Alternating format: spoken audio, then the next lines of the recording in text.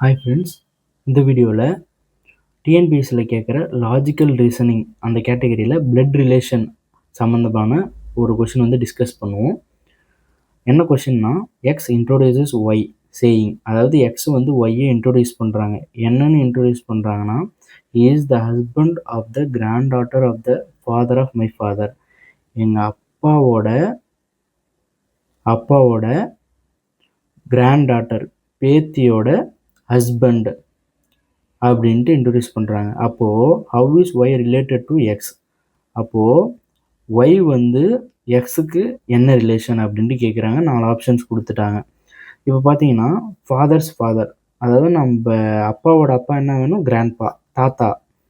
அப்போது grandpa's grand daughter, அப்போ கிராண்ட்பாவோட தாத்தாவோட பேத்தி என்ன வேணும், நம்மளோட சிஸ்டர் தான் கிராண்ட்பாஸ் கிராண்ட் டாட்டர், நம்மளோட சிஸ்டர். அப்போ சிஸ்டரோட ஹஸ்பண்ட், நம்ம சிஸ்டரோட ஹஸ்பண்ட் நமக்கு என்ன வேணும், பிரதர் இன் லா. அப்போ வந்து ஒய் இஸ் எக்ஸ், அதாவது ஒய் வந்து எக்ஸோட பிரதர் இன் லா. இதுதான் இதுக்கான ஆன்சர். உங்களுக்கான கொஷின் என்னன்னு பார்த்தீங்கன்னா, அனில் இன்ட்ரோடியூசஸ் ரோஹித், அனில் வந்து ரோஹித்தை இன்ட்ரோடியூஸ் பண்ணிடுறான். என்னன்னா, son of the only brother of his father's wife அப்படின்ட்டு இன்ட்ரோடியூஸ் பண்ணுறான். அதாவது அவனோட ஃபாதர்ஸ் ஒய்ஃப், அதாவது அவங்க அம்மாவோட ஒன்லி